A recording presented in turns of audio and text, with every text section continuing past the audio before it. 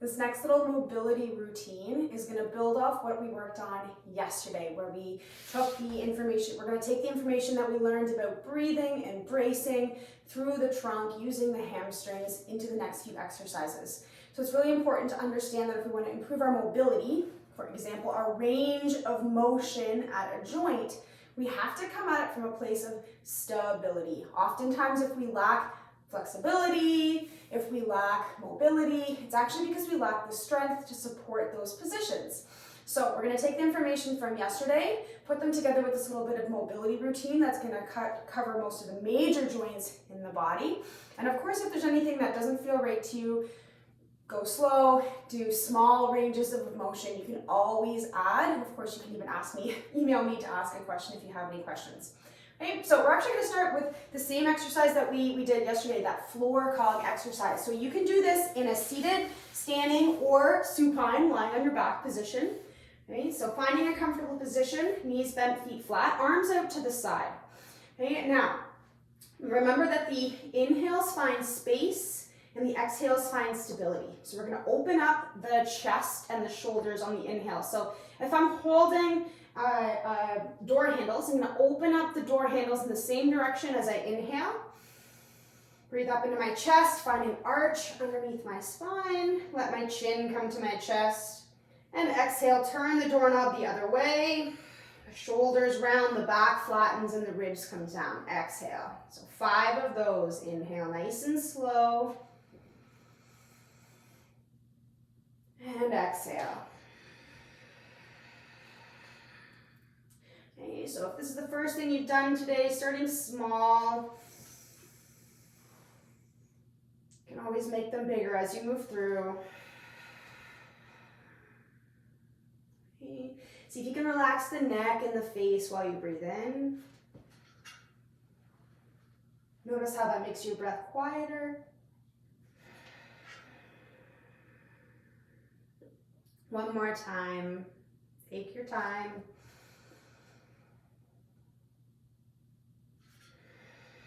Getting that movement through the spine, through the shoulders, and through the hips. Okay, so stay lying on your back. I'm going to demonstrate the next one from a seated. So you could do this from seated as well. So if you're lying on your back, knees bent, feet flat, of course, or in a seated or standing position, you can take those door handles out to the side. Okay? What you're going to end up doing is we're going to do these little arm spirals. So we just did forwards and backwards. Both door handles are turning in the same direction. Okay, so whether I'm lying down or in a seated position. Now we're going to turn them in opposite directions. So remember to maintain only that range of motion that doesn't cause pain, doesn't make you go, okay, you want to make sure it stay within that range. So I'm going to take my right hand and turn it in one direction. I'm starting at the wrist, and the other hand is going to go in the opposite direction, starting at the wrist. So we go hand, wrist, elbow, shoulder. Maybe I get a little twist through the spine. That's fine. Okay? Not everybody's going to be able to move that far, of course. So turning in the opposite direction, same time. So whether I'm lying down or I'm in this seated position, nice and slow. Let there be a little movement through the shoulders, through the spine. We're looking for about 3 to 5, going slowly. So you can get that motion to start at the wrist. It'll be very intense through the shoulders there. Let's do one more together.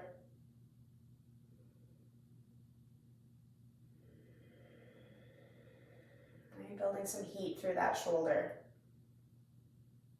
Okay, now relaxing. So the next exercise is a side windmill. So I'm going to be lying on your side like a model. Let's go left side first. Okay, first we're going to have you hug the knees in and tuck the tail. If we were going back to day 1 where we flatten the back on the ground, we bring the ribs down, we're finding stability through the trunk. We're going to find stability through the inner thighs. So if you want to put a roller in between the thighs, you can. Let me grab one. A roller, a block, a pillow. Maybe something to support the body, give you a little bit of squeeze here. We want to keep the knees stacked. If anything, we want this top knee to slide forward. And first exercise, we're going to take your top hand and reach as far as you can. Find space between the shoulders. Okay, take a breath in. Keep everything ribs down, stable, as you draw a bow and arrow back, and then look at that hand. So if this felt right for you, you're gonna stick with the arrow. So this is the arrow. If you've got the stability and no pain in your low back, or your shoulders, you're gonna reach forward and draw a nice big circle up and back, looking back at the hand, down to the hip. Make sure you reach forward each time. So 2 to 3 in each direction on each side. Okay, one more time. Good. And then going the opposite direction. We're letting gravity give you a nice range of motion through the shoulder. Nice chest stretch as you look back. But then of course we're working on maintaining stability through the inner thighs here while the upper body moves. This is going to move into our day 3. It's going to be important for our day 3. Now you're going to roll over to the other side. We'll do the exact same thing. Get you set up here. So lie down like a model. Okay, we don't want to have a Kim Kardashian booty here. We want to tuck the tail under. We want the ribs down. We want the belt buckle up. Okay. Bringing something between your inner thighs here to give you some stability. Now make sure your top knee stays stacked over your bottom knee or further, okay, keeping us a little bit more stable here. Top hand, we'll do 2 of them. Arrow, reach forward, reach back. So if this one feels right for you, you're gonna stick with the arrow. This is our option B.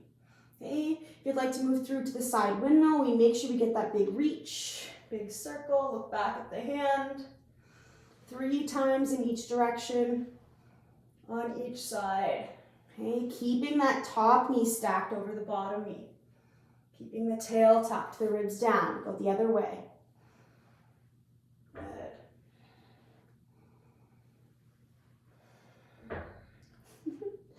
Should have planned where I was lying better. There we go.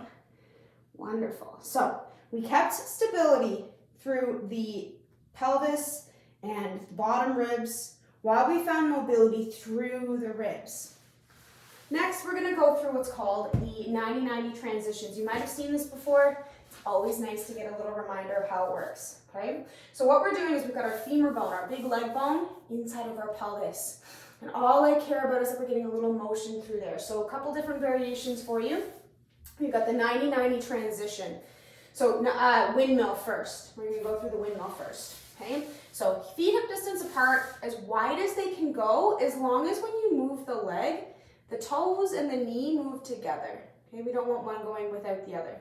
Okay, we're going to lean back on the hands and then find our stability through the core. So tuck the tail, ribs come down, and just like we did with that floor cog, or in day 1 when we got the little bit of hamstring pull, see if you can get the backs of that legs working. Okay, so keep that pull, keep the ribs down. I'm going to open my left knee to the left and let my right knee follow, but keep both hips on the ground. Right knee opens, which is going to give me a stretch through the inner thighs. Left knee follows. So if I'm pulling with my heels, keeping my ribs down as I windmill side to side, windshield wipe from side to side, and I get this little bit of inner pelvis. You're going to feel a little bit of pressure through the inside there. We're really working on the range of motion of the femur bone inside that pelvis. It's very specific. Okay. So this is where I like to start with everybody. It's a good reminder of how this is supposed to feel. Okay. If you'd like more, so you do not need to go any further than this. If you'd like more, you're going to open up the knees to one side. We're going to find 90 degrees at every single joint. So ankle, knee, hip, knee, ankle. Okay, and if you lose 90 degrees at any joint, of course, you just reset up. Okay, so it's not like you can be stuck in one position. Okay, from here, you're going to start with the leaning back on the hands. So tail's tucked, which means this glute is on. Okay, I'm not sitting up here like a big pelvis tilt forward. I've tucked the tail under. Okay, I'm going to open up one knee, so in this case, the back knee, and then let the opposite knee follow. And then for some people, you might need to readjust that 90 degrees. So here, this is what this looks like again. If I have my pelvis tilted forward versus my pelvis tilted backwards. So get that tail tucked. Okay, our windshield wiper for our windmill, windshield wiper from side to side. Okay, continually getting that hamstring pull as you move forward. Third variation. Right in the middle, I want to find a reach with my hands. So when I have my legs opened to the right, I really want to reach with my right hand. Okay, opening to the left. Left leg open, really reaching with my left. So I'm finding stability through the trunk while my lower limbs are moving. Okay. Perfect. So we've moved the femur bone in the pelvis. We're going to move forward into the table rock. And this is again going to build on what we're going to do tomorrow in day 3. You're going to find a tabletop position. Spread the fingers nice and wide. And what I want you to think about is how we've got the palm and we've got our very first pointer finger knuckle. So that knuckle that attaches to the ground. So we've got first knuckle and heel of the hand. You're going to hear me say this over the next few days. Okay, I want you to turn the first pointer finger, instead of inwards, okay, a lot of people like to have their hands pointing inwards, we're going to point them forwards or out a little bit. Okay, feet hip distance apart, tuck the toes, find your core. So we're thinking belt buckle and ribs down. And I'm going to use that first knuckle to press my hips towards my heels. Maybe they touch, maybe they don't worry about it. Okay? But I'm going to keep that stability through the core, just like we did when we did our suitcase deadlift. So use the feet, shift the weight into the palm of the hand as you come forward, stack the shoulders over the wrists, and maybe push a little bit further past. We get a nice little wrist stretch here. Okay, breathe in as you press through that first knuckle, keep the ribs down, breathe in, let the shoulder blades separate, sit the hips back. Okay, breathe out. Use the feet, use the palm of the hand, push the body past the wrist. So first knuckle presses back. Feet, put the weight into the heel of the hands. So belt buckle and ribs down stays throughout this motion. Getting that movement through the shoulder blades, opening and squeezing them together. Okay, so rocking back and rocking forward. Good. So we're going to add to that. I want you to take your right leg out to the side. So right now I'm stacked, shoulders over my wrists. Okay. I'm going to take the right leg out to the side. I want to be able to get the outside edge of my foot on the ground, which means I might need to move my hands into the midline a little bit. And I'm going to do the exact same thing, 3 to 5 times. I'm going to use my hands, the first knuckle to push the hips back. And then I'm going to use the feet to press the weight of the into the heel of the hand as the body comes forward. So first knuckle, heel of the hand. Let the shoulder blades move, breathing in as you push back, breathing out as you push forward. Okay, once you've done your 3 to 5, bring that right knee underneath, left leg goes out. Same thing. Back toe is going to be pointed or flexed, whatever works for you. We want to make sure we keep that nice pressure through the outside edge of the foot. The tendency is to do this, and we want to keep that pressure through the outside edge of that foot. Okay, so belt buckle up, ribs down, push the hips back, push the chest forward. First knuckle pushes back, feet press the weight into the heel of the hands. Breathe in between the shoulder blades, breathe out, find stability. Perfect. Bringing the knees underneath, find a seated position or a supine position. So a comfortable position, whatever works for you. Okay, so lying on your backs or in a seated position. Hands on your belly or alongside your body. If you feel like you can feel your breath without touching your body, you can find whatever position feels right for you. Some people need that tactile feedback. Okay, so we're going to lie here or sit here for another 2 minutes. And I want you to slowly, just like we talked about, allow your body to get rid of some of its fidgets. Okay, we need to find that stillness in the body before we have any chance of finding that stillness in the mind.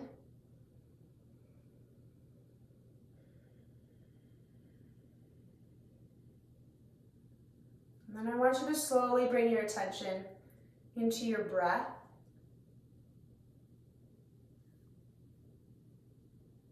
Taking nice, quiet breaths in.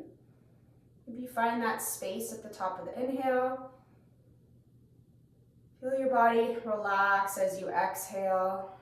Maybe find that little bit of space.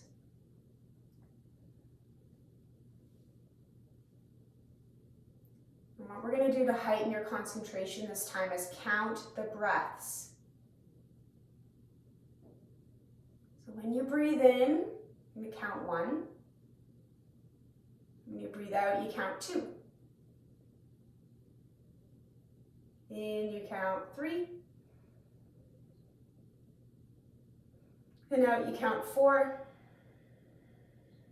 All the way up to 10. So once you get to 10, or if you get distracted and you don't know what number you're at, just start back down at 1.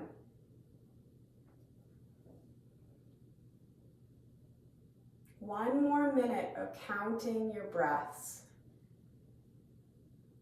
Giving yourself that very gentle focus, following each inhale and exhale.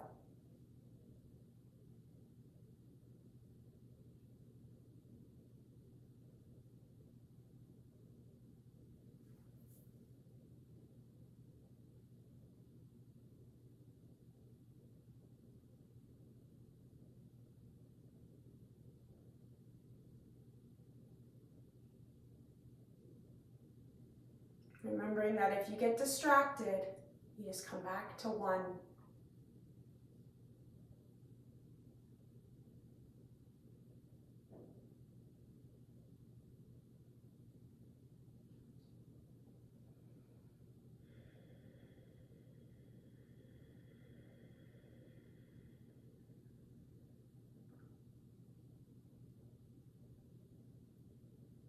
At the bottom of your next exhale, let your mind do whatever it would like just for a couple moments. Before bringing your attention back into your body, maybe blinking your eyes open, maybe wiggling your fingers and your toes, turning your head left and right, and give yourself one more full body stretch. And I'll see you tomorrow.